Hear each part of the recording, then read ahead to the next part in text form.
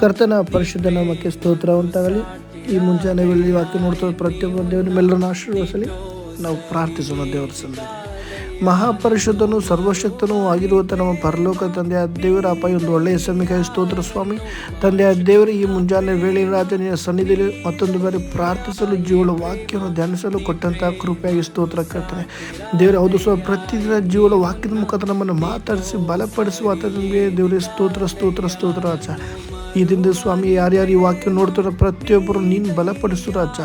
ಈ ದಿನದಲ್ಲಿ ಸ್ವಾಮಿ ಅನೇಕರು ಸ್ವಾಮಿ ಅಪ್ಪ ಬಲಯತೆಯಲ್ಲಿ ಬಿದ್ದೋಗಿರುವಂಥ ಪರಿಸ್ಥಿತಿ ಉಂಟು, ಪ್ರಾರ್ಥನೆಯಲ್ಲಿ ಬಿದ್ದೋಗಿರುವಂಥ ಪರಿಸ್ಥಿತಿ ಉಂಟು, ಆತ್ಮಿಕವಾಗಿ ಬಿದ್ದೋಗಿರುವಂಥ ಪರಿಸ್ಥಿತಿ ಉಂಟು.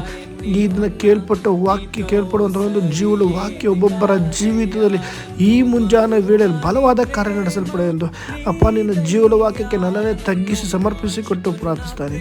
ನೀನು ಆಳ್ವಿಕೆ ಮಾಡಿ ಆದಿನ ಅಂತ್ಯದ್ರು ನೀನು ನಮ್ಮ ಸಂಗಡದಲ್ಲಿ ನಡೆಸು ರಾಜ. ಅದಕ್ಕಾಗಿ ಸಮರ್ಪಿಸಿ ಪ್ರಾರ್ಥಿಸ್ತೇನೆ. ಯೇಸುವಿನ ಮೊದಲು ನಮ್ಮದು ಪ್ರಾರ್ಥಿಸ್ತೇನೆ ನನ್ನ ಪರಲೋಕ ತಂದೆ ದೇವರೇ.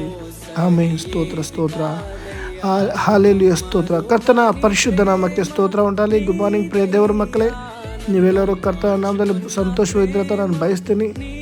ಈ ಮುಂಜಾನೆ ವೇಳೆ ದೇವರ ಸನ್ನಿಧಿಯಲ್ಲಿ ಉಜ್ಜೋಳ ವಾಕ್ಯನ ಧ್ಯಾನಿಸೋಣ. ಯೆಶಾಯನ ಪ್ರವಾದನ ಗ್ರಂಥ 60ನೇ ಅಧ್ಯಾಯ 1ನೇ ವಾಕ್ಯ. 7 ಪ್ರಕಾಶಿಸು, ನಿನಗೆ ಬೆಳಕು ಬಂತು, ಯೆಹೋವನ ತೇಜಸ್ಸು ನಿನ್ನ ಮೇಲೆ ಉದಯಿಸಿತು. ಆಮೇನ್. ಪ್ರಿಯ ದೇವರ ಮಕ್ಕಳೇ, ಈ ವಾಕ್ಯ ಪ್ರತಿಯೊಬ್ಬರು ಸಹಜವಾಗಿ ತಿಳಿದಿರುವಂಥ ವಾಕ್ಯ. 7 ಪ್ರಕಾಶಿಸು. ಈ ಒಂದು ವಾಕ್ಯ ಏನಾಗ್ತಿದೆ ಅಂದರೆ, ಪ್ರತಿಯೊಂದು ಸಭೆಗಳಲ್ಲೂ ಸಹ ಅನೇಕ ಸೇವಕರು ತುಂಬ ಬಾರಿ ಹೇಳಿ ಒಂದು ಪ್ರಸಂಗ ಮಾಡಿರ್ತಾರೆ. ಆದರೆ ಈ ಒಂದು ವಾಕ್ಯದ ಒಳ ಅರ್ಥ ಏನಿದೆ ಅಂತ ಈ ಒಂದು ದಿನದಲ್ಲಿ ನಾವು ಈ ವಾಕ್ಯವನ್ನು ಧ್ಯಾನಿಸುವಾಗ ದೇವರಾತ್ಮನ ಒಬ್ಬೊಬ್ಬರನ್ನು ಬಲಪಡಿಸುವತನಾಗಿದ್ದಾನೆ, ಒಬ್ಬೊಬ್ಬರನ್ನು ಈ ಮುಂಜಾನೆ ವೇಳೆ ಪ್ರಾರ್ಥನೆಯಲ್ಲಿ ನಡೆಸುವತನಾಗಿದ್ದಾನೆ. ಹೌದು, 7 ಪ್ರಕಾಶಿಸು, ನಿನಗೆ ಈ ದಿನ ಬೆಳಕು ಬಂತು. ಹೇಳುವಂಥ ವಿಷಯ ನಮ್ಮ ಜೀವಿತದಲ್ಲಿದೆ. ಅದಕ್ಕಾಗಿ ಈ ದಿನದಲ್ಲಿ ನೋಡುವುದಾದರೆ ಅನೇಕರು ಕಣ್ಣೀರಿಂದ ಕೂತಿರುವಂಥ ಪರಿಸ್ಥಿತಿ ಇದೆ, ಸೋತೋಗಿರುವಂಥ ಪರಿಸ್ಥಿತಿ ಇದ್ದಾರೆ. ಈ ದಿನ ಎದ್ದೇಳಬೇಕು ಪ್ರಿಯ ದೇವ್ರ ಮಗ. ನೀನು ಹೇಳುವುದಾದರೆ ನಿನ್ನ ಜೀವಿತ ದೇವರ ಬೆಳಕು ಉದಯಿಸುತ್ತದೆ. ಆಮೇನ್. ಅನೇಕರು ದೇವರೇ ನನ್ನ ಜೀವಿತದಲ್ಲಿ ಸಾಲ ತಲೆ ಮೇಲೆ ಇಷ್ಟು ದೊಡ್ಡ ಭಾರ ಇಟ್ಟಿದ್ದೇನೆ ಅಂತ ಅನೇಕರು ಒಂದು ಹೇಳಕ್ಕಾಗದೇ ಇರುವಂಥ ವಿಷಯಗಳುಂಟು. ಪ್ರಿಯ ದೇವರ ಮಗುವೆ, ನಿನ್ನ ಚಿಂತಾಭಾರವಿಲ್ಲ ನನ್ನ ಮೇಲೆ ಹಾಕು, ನಾನು ನಿನಗೋಸ್ಕರ ಚಿಂತಿಸ್ತೇನೆ ಅಂತ ತಂದೆ ದೇವರು ಹೇಳಿದಾರಲ್ವ. ಈ ಮುಂಜಾನೆ ವೇಳೆಯಲ್ಲಿ ನೀನು ಎದ್ದೇಳುವುದಾದರೆ ನಿನ್ನ ಮೇಲೆ 7 ಪ್ರಕಾಶಿಸು, ನಿನಗೆ ಬೆಳಕು ಉಂಟಾಯಿತು, ಯೆಹೋವನ ತೇಜಸ್ಸು ನಿನ್ನ ಮೇಲೆ ಉದಯಿಸಿತು. ಇಲ್ಲಿ ನೀನು ಹೇಳುವುದಾದರೆ ಈ ಮುಂಜಾನೆ ವೇಳೆ ನಿನ್ನ ಮೇಲೆ ದೇವರ ತೇಜಸ್ಸು, ದೇವರ ಪ್ರಸನ್ನತೆ ಈ ಮುಂಜಾನೆ ವೇಳೆ ಉದಯಿಸುತ್ತದೆ. ಯಾವಾಗ ನೀನು ಎದ್ದೇಳಬೇಕು. ನೀನು ಕಂಗೆಟ್ರೆ ನಾನು ನಿನ್ನನ್ನು ಕಂಗೆಡಿಸುವಂಥ ವಾಕ್ಯ ಬರಲ್ಪಟ್ಟಿದೆ. ಅನೇಕರು ಎದ್ದೇಳಕ್ಕಾಗ್ತಿಲ್ಲ. ಒಂದು ಪ್ರಾರ್ಥನೆ ಮಾಡಬೇಕು ಅಂತ ದಾಹ ಇರುತ್ತೆ, ಆದರೆ ಪ್ರಾರ್ಥನೆ ಮಾಡೋಕ್ಕಾಗ್ತಿಲ್ಲ. ಮೊದಲಿದ್ದಂಥ ಪ್ರೀತಿ ಅನೇಕರಿಗಿಲ್ಲ. ಪ್ರಿಯ ದೇವರ ಮಗುವೆ, ನೀನು ಎದ್ದೇಳುವುದೇ ಆದರೆ ನಿನ್ನ ಮೇಲೆ ದೇವರ ಬೆಳಕು ಉದಯಿಸುತ್ತದೆ. 7 ಪ್ರಕಾಶಿಸು, ನಿನಗೆ ಬೆಳಕು ಬಂತು. ಈ ದಿನದಲ್ಲಿ ಅನೇಕರು ಕತ್ತಲೆ ಪರಿಸ್ಥಿತಿಯಲ್ಲಿ ಜೀವಿಸ್ತಾ ಇದ್ದಾರೆ. ಎಲ್ಲ ಇದ್ದು ಇಲ್ಲದಂತೆ ಜೀವಿಸ್ತಾ ಇದ್ದಾರೆ. ಕುಟುಂಬ ಇದೆ, ಕುಟುಂಬದಲ್ಲಿ ಸಮಾಧಾನ ಇಲ್ಲ. ಮಕ್ಕಳಿದೆ, ಮಕ್ಕಳ ಒಂದು ಪ್ರೀತಿ ಇಲ್ಲ. ಗಂಡ ಇದ್ದರೆ ಗಂಡ ಜೊತೆ ಒಂದು ಪ್ರೀತಿ ಇಲ್ಲ. ಹೆಂಡತಿ ಇದ್ದರೆ ಹೆಂಡತಿ ಪ್ರೀತಿ ಇಲ್ಲ. ಪ್ರಿಯ ದೇವರ ಮಗುವೆ, ನಿಮ್ಮ ಜೀವಿತದಲ್ಲಿ ದೇವರ ಬಲವಾದ ಕಾರ್ಯ ನಡೆಸಲು ಬರಬೇಕು ಅಂದರೆ ನೀನು ಈ ಮುಂಜಾನೆ ವೇಳೆ ಎದ್ದೇಳಬೇಕು. ಜೀವನ ವಾಕ್ಯ ನಿನ್ನಲ್ಲಿ ಬಲವಾದ ಕಾರ್ಯ ನಡೆಸುವಂಥದ್ದಾಗಿ ನೀನು ವಾಕ್ಯವನ್ನು ನಿನ್ನಲ್ಲಿ ಇಟ್ಟಿರುವುದೇ ಆದರೆ ಎದ್ದೇಳು ಪ್ರಿಯ ದೇವರ ಮಗುವೆ. ನೀನು ಎದ್ದೇಳುವಾಗ ದೇವರು ನಿನ್ನ ಮೇಲೆ ನಿನಗೆ ಬೆಳಕನ್ನು ಉದಯಿಸುವಾತನಾಗಿದ್ದಾನೆ. ಯೆಹೋವನ ತೇಜಸ್ಸು ನಿನ್ನ ಮೇಲೆ ಉದಯಿಸುವಾತನಾಗಿದ್ದಾನೆ. ಯಾವಾಗ ನೀನು ಇದನ್ನು ಎದ್ದೇಳಬೇಕು, ಪ್ರಾರ್ಥನೆಯಲ್ಲಿ ಎದ್ದೇಳಬೇಕು, ವೈರಾಗ್ಯದಲ್ಲಿ ಎದ್ದೇಳಬೇಕು. ಇದನ್ನು ಹೌದು, ಒಂದು ತೀರ್ಮಾನದೊಟ್ಟಿಗೆ ಎದ್ದೇಳಬೇಕು.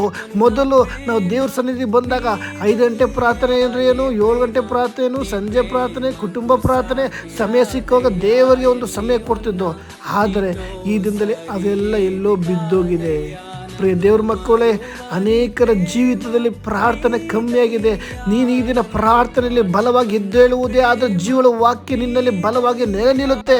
ಯಾವಾಗ ನೀನು ಎದ್ದೇಳುತ್ತೀಯೋ, ಶತ್ರು ನಿನ್ನ ಕುಟುಂಬವನ್ನು ವಂಚಾಕಿ ಯಾವ ರೀತಿ ಸಿಂಹದೋಪಾದಿಯಲ್ಲಿ ಯಾರನ್ನ ನುಂಗಲಿ ಅಂತ ಕಾಯ್ತಾ ಇದ್ದಾನೆ. ಅವನು ಬರ್ತಾ ಇದ್ರು ಸಹ ನೀನು ಎದ್ದೇಳಿರುವಾಗ ನಿನ್ನಲ್ಲಿ ವಾಕ್ಯ ಇರಬೇಕಾದ್ರೆ ಶತ್ರು ಹಂಗೆ ಟೆಬೋಟನ್ನು ಎದುರ್ಕೊಂಡು ನೋಡ್ತಾನೆ. ಯಾವಾಗ ನೀನು ಎದ್ದೇಳ್ಬೇಕಿದ್ದಂದ್ರೆ ಪ್ರಾರ್ಥನೆಯಲ್ಲಿ ಎದ್ದೇಳಬೇಕು.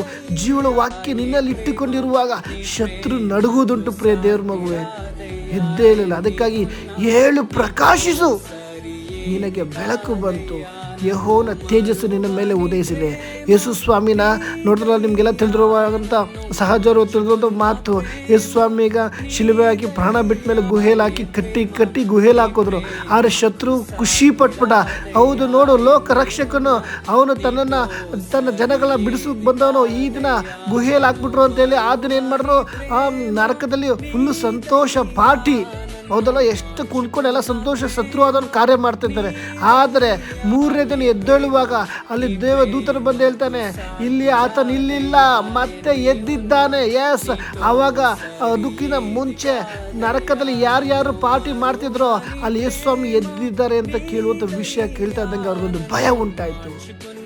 ಈ ದಿನ ಯೇಸು ಸ್ವಾಮಿ ಅಲ್ಲಿಲ್ಲ, ನರಕಕ್ಕೆ ಹೋಗುವಂಥ ತಂದೆ ದೇವರು ಅಲ್ವೇ ಇಲ್ಲ, ನರಕಕ್ಕೆ ಎಂಟ್ರಿ ಇಲ್ಲ. ಅದಕ್ಕಾಗಿ ನನ್ನ ತಂದೆ ದೇವರು ಎದ್ದಿದ್ದಾರೆ. ಈ ದಿನ ಯಾರ್ಯಾರು ನರಕದ ಬಾಗಿಲಿಗೆ ನಾವೊಂದು ಲೋಕದ ಆಸೆ ಪಾಸೆಗಳ ಲೋಕದ ಮೋಹಗಳಿಗೆ ಬಿದ್ದು ನರಕದ ಬಾಗಿಲು ಹೋಗುವಂಥ ಪ್ರಿಯ ದೇವರ ಮಗುವೆ, ಈ ದಿನ ನೀನು ಮನ ತಿರುಗಿ ಎದ್ದೇಳು. ನೀನು ಎದ್ದೇಳುವಾಗ ನಿನ್ನ ಜೀವಿತದಲ್ಲಿ ದೇವರ ಬೆಳಕು ಉದಯಿಸುತ್ತದೆ. ಏಳು ಪ್ರಕಾಶಿಸು, ನಿನಗೆ ಬೆಳಕು ಬಂತು. ಈ ಮುಂಜಾನೆ ವೇಳೆಯಲ್ಲಿ ನಿನ್ನ ಮೇಲೆ ದೇಹವನ್ನು ತೇಜಸ್ಸು ಉದಯಿಸುತ್ತದೆ.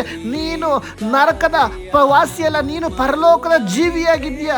ಈ ದಿನದಲ್ಲಿ ಪ್ರಿಯ ದೇವರ ಮಗುವೆ, ಯೇಸು ಸ್ವಾಮಿ ಶಿಲುಬೆಯಲ್ಲಿ ಪ್ರಾಣ ಕೊಟ್ಟು ನಿನ್ನನ್ನು ಆರಿಸಿಕೊಂಡಿರುವಾಗ ಯಾವ ರೀತಿ ಗುಹೆಯಲ್ಲಿ 3 ದಿನ ಎದ್ದಿರೋ ಪ್ರಕಾರ ಅಲ್ಲಿ ದೇವದೂತನ ಹೇಳ್ತಾನೆ, ಆತನು ಇಲ್ಲಿಲ್ಲ, ಎದ್ದಿದ್ದಾನೆ. ಈ ದಿನ ಆತನ ಎದ್ದ ಪ್ರಕಾರ ನೀನು ಎದ್ದೇಳುವುದೇ ಆದರೆ ನಿನ್ನ ಜೀವಿತವನ್ನು ಬಂಧಿಸಿ ನಿನ್ನ ಜೀವಿತ ಎದ್ದೇಳಕ್ಕಾಗದಂಥ ಶತ್ರು ಕಾರ್ಯ ಮಾಡಿರುವಾಗ ಈ ದಿನ ಶತ್ರುವಿಗೆ ನಿನ್ನ ಜೀವಿತದಲ್ಲಿ ಜಾಗವಿಲ್ಲ, ಹೋರಾಟಗಳಿಗೆ ಜಾಗವಿಲ್ಲ, ಬಂಧನಗಳಿಗೆ ಜಾಗವಿಲ್ಲ. ಈ ಮುಂಜಾನೆ ವೇಳೆ ಪ್ರಿಯ ದೇವರ ಮಗುವೆ, ಯೇಸು ಸ್ವಾಮಿ ಎದ್ದ ಪ್ರಕಾರ ನೀನು ಎದ್ದೇಳು. ನೀನು ಎದ್ದೇಳುವಾಗ ದೇವರ ಬೆಳಕು ನಿನ್ನಲ್ಲಿ ಉದಯಿಸುತ್ತದೆ. ಹೌದು, ಈ ಒಂದು ದಿನದಲ್ಲಿ ಜ್ಞಾನೋಕ್ತಿಗಳು ಇದೇ ದಿನ ಜ್ಞಾನೋಕ್ತಿಗಳು 28ನೇ ಅಧ್ಯಾಯ ನಾವು ನೋಡುವುದಾದರೆ ಅದೊಂದು ವಾಕ್ಯ ಬರಲ್ಪಟ್ಟಿದೆ. ಜ್ಞಾನೋಕ್ತಿ 28ನೇ ಅಧ್ಯಾಯ 1ನೇ ವಾಕ್ಯ, ಹಿಂದಟ್ಟದಿದ್ದರೂ ದುಷ್ಟನು ಎದರಿ ಓಡುವನು. ಆಮೇನ್. ಪ್ರೇ ದೇವರ ಮಗುವೆ, ಆ ವಾಕ್ಯನ ತೆಗೆದು ನೋಡಿ. ಇವತ್ತಿನ ದಿನ ಜ್ಞಾನೋಕ್ತಿ 28:1, ಹಿಂದಟ್ಟದಿದ್ದರೂ ದುಷ್ಟರು ಎದರಿ ಓಡುವನು. ಯಾಕಾಗಿ? ಶಿಷ್ಟನು ಸಿಂಹದಂತೆ ಧೈರ್ಯದಿಂದಿರುವನು. ಪ್ರೇ ದೇವರ ಮಗುವೆ, ನೀನು ಸಿಂಹದಂತೆ ಧೈರ್ಯದಿಂದಿರುವಾಗ, ನೀನು ಎದ್ದೇಳುವಾಗ ನಿನ್ನನ್ನು ದೇವರು ಸಿಂಹದಂತೆ ಧೈರ್ಯವಾಗಿ ನೀನು ನಿಲ್ಲಿಸುವುದು. ಅದೇ ಶಿಷ್ಟನು ನೋಡಿ ದುಷ್ಟನು ನೀನು ಹಿಂದಟ್ಟು ಬರುವುದಾದರೆ ಆತನು ಹಿಂದಟ್ಟದಿದ್ದರೂ ನೀನೇನು ಮಾಡಿರೋ ಆತ ನೀನು ನೋಡಿ ಎದುರು ಓಡುವಾಗ ದೇವ್ರು ಮಾರ್ಪಡಿಸ್ತಾರೆ. ಯಾಕಂದರೆ ನಿನ್ನ ಸಿಂಹದಂತೆ ದೇವರು ನಿಲ್ಲಿಸುವಾತನಾಗಿದ್ದಾರೆ. ಮಾತ್ರ ಇನ್ನೊಂದು ವಾಕ್ಯ ನಾವು ಧ್ಯಾನಿಸೋಣ. ಜಕರ್ಯನ ಪುಸ್ತಕ 2ನೇ ಅಧ್ಯಾಯ 5ನೇ ವಾಕ್ಯ, ನಾನೇ ಅವರ ಸುತ್ತಮುತ್ತಲೂ ಅಗ್ನಿ ಪ್ರಕಾರವೋ ಅವರೊಳಗೆ ವೈಭವವೂ ಆಗಿರುವನು ಎಂಬುದು ಯೆಹೋವನ ನುಡಿ. ಪ್ರಿಯ ದೇವರ ಮಗುವೆ, ಯಾವ ರೀತಿ ಯೋಬನ ಕುಟುಂಬವನ್ನು ಬೇಲಿ ಹಾಕಿ ಕಾಪಾಡ್ರು ಅದೇ ಪ್ರಕಾರ ದೇವ್ರ ವಾಕ್ಯ ಬರಲ್ಪಟ್ಟಿದೆ.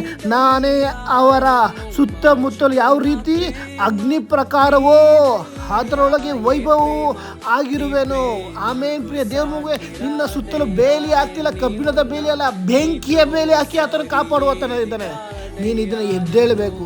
ನೀನು ಹೇಳುವುದೇ ಆದರೆ ಯೆಹೋವನ ಬೆಳಕು ನಿನ್ನಲ್ಲಿ ಉದಯಿಸುತ್ತದೆ. ನೀನು ಹೇಳುವುದಾದರೆ ನಿನ್ನ ಸುತ್ತಲೂ ಅಗ್ನಿಯ ಒಂದು ಬೇಲಿ ಹಾಕಿ ಆತನ ಕಾಪಾಡುವತನಾಗಿದ್ದಾನೆ. ನೀನು ಹೇಳುವುದೇ ಆದರೆ ಅಗ್ನಿಯ ಬೇಲಿ ಅಲ್ಲಿರುವಾಗ ಲೋಕದಲ್ಲಿ ಯಾವುದೋ ಒಂದು ಪ್ರಾಣಿ ಕ್ರಿಮಿ ಕೀಟ ಬರೋಕ್ಕೆ ಎದುರುಕೊಂಡ್ರೆ, ಆನೆ ಸಹ, ಸಿಂಹ ಬರಲಿ, ಏನೇ ಬರಲಿ, ಬೆಂಕಿ ಕಂಡ್ರೆ ಎಲ್ಲ ಪ್ರಾಣಿಗಳಿಗೂ ಭಯ ಉಂಟು. ಅದಕ್ಕಾಗಿ ಅಗ್ನಿ ಪ್ರಕಾರವೋ ಅವರೊಂದಿಗೆ ಅದರೊಳಗೆ ವೈಭವವೂ ಆಗಿರೋದು ಏನು. ಆಮೇನ್. ಪ್ರಿಯ ದೇವ್ರ ಮಕ್ಕಳು, ಯಾವ ರೀತಿ ನಾನೇ ಅವರ ಸುತ್ತಲೂ ಮುತ್ತಲು ಅಗ್ನಿ ಪ್ರಕಾರವೋ ಎಂಬಂತೆ ಪ್ರಿಯ ದೇವ್ರ ಮಕ್ಕಳು ನೀನು ಸುತ್ತಲೂ ಮುತ್ತಲು ನನ್ನ ತಂದೆ ಆ ದೇವ್ರ ಬೆಂಕಿಯ ಪ್ರಕಾರ ಒಂದು ಬೇಲಿ ಹಾಕಿ ನಿಲ್ಲುವತನಾಗಿದ್ದಾನೆ. ಯಾವಾಗ? ಈ ದಿನ ನೀನು ಎದ್ದೇಳಬೇಕು. ಕಣ್ಣೀರದಿರುವಂಥ ಪ್ರಿಯ ದೇವ್ರ ಮಗುವೆ, ದುಃಖದಿರುವಂಥ ಪ್ರಿಯ ದೇವ್ರ ಮಗುವೆ, ಎದ್ದೇಳು, ಏಳು, ಪ್ರಕಾಶಿಸು. ಈ ದಿನ ನಿನಗೆ ಬೆಳಕು ಬಂತು. ಯೆಹೋವನ ತೇಜಸ್ಸು ನಿನ್ನ ಮೇಲೆ ಉದಯಿಸುತ್ತೆ. ಯಾರ್ಯಾರು ನಿನ್ನನ್ನು ಬೀಳಿಸ್ಬೇಕು, ರೋಗದಲ್ಲಿ ಬೀಳಿಸ್ಬೇಕು, ಮಾಟಮಂತ್ರದಲ್ಲಿ ಬೀಳಿಸ್ಬೇಕು, ಎಲ್ಲರೂ ದೂಚಿಯದ ತಳ್ಳಬೇಕು ಅಂತ ಪರಿಸ್ಥಿತಿಯಲ್ಲಿ ಇರುವಾಗ, ನಿನ್ನನ್ನು ಶತ್ರುವಾದನ್ನು ಬೀಳಿಸ್ಬೇಕಂತ ಪ್ಲಾನ್ ಮಾಡುವಾಗ ಈ ದಿನ ನೀನು ಎದ್ದೇಳು. ನೀನು ಎದ್ದೇಳುವಾಗ ಹಲ್ಲೆಲೂಯಾ. ಪ್ರಿಯ ದೇವ್ರ ಮಗುವೆ, ನಿನ್ನನ್ನು ಹಿಂದಟ್ಟಿ ಬರುವಂಥ ದುಷ್ಟನು ಎದುರಿ ಓಡುವುದುಂಟು. ಹಲ್ಲೆಲೂಯಾ. ಅದಕ್ಕಾಗಿ ಶಿಷ್ಟನು ಸಿಂಹದಂತೆ ಧೈರ್ಯದಿಂದಿರುವನು, ಯಾಕಂದರೆ ಯೆಹೋವನ ಬೆಳಕು ನಿನ್ನ ಮೇಲೆ ಉದಯಿಸಿದೆ. ಈ ಮುಂಜಾನೆ ವೇಳೆಯಲ್ಲಿ ಪ್ರಿಯ ದೇವ್ರ ಮಗುವೆ, ಯಾವುದಕ್ಕೆ ನಾವು ಕಟ್ಟಲ್ಪಟ್ಟ ವಿಷಯದಲ್ಲಿ ನಾವಿದ್ದೇವೆ, ಯಾವುದಲ್ಲಿ ನಾವು ಬಂಧನದಲ್ಲಿದ್ದೇವೆ, ಇದು ನಾವೆಲ್ಲವನ್ನು ತೆಗೆದಿಟ್ಟು ಎದ್ದೇಳು. ನಿನ್ನನ್ನು ದೇವರು ಕರೀತಾ ಇದ್ದಾರೆ, ಏಳು ಪ್ರಕಾಶಿಸು, ನಿನಗೆ ಬೆಳಕು ಬಂತು. ಯೆಹೋವನ ತೇಜಸ್ಸು ನಿನ್ನ ಮೇಲೆ ಉದಯಿಸಿದೆ. ಈ ಮುಂಜಾನೆ ವೇಳೆಯಲ್ಲಿ ಪ್ರಿಯ ದೇವ್ರ ಮಗುವೆ, ನೀನು ಎಲ್ಲವನ್ನು ಬಿಟ್ಟು ನಿನಗೆ ಎಂಥ ಪರಿಸ್ಥಿತಿ, ಎಂಥ ಚಿಂತೆ, ವೇದನೆ, ಕಷ್ಟ, ರೋಗ, ಯಾವುದೇ ಪರಿಸ್ಥಿತಿ ಇರುವುದು ಅವೆಲ್ಲವನ್ನು ಬದಿಗಿಟ್ಟು ನೀನು ಎದ್ದೇಳು, ಪ್ರಾರ್ಥನೆಯಲ್ಲಿ ಎದ್ದೇಳು.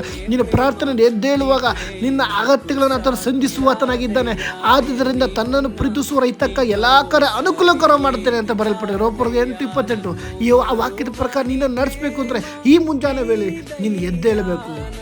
ಏಳು ಪ್ರಕಾಶಿಸು, ನಿನಗೆ ಬೆಳಕು ಬಂತು. ಯೆಹೋವನ ತೇಜಸ್ಸು ನಿನ್ನ ಮೇಲೆ ಉದಯಿಸಿದೆ.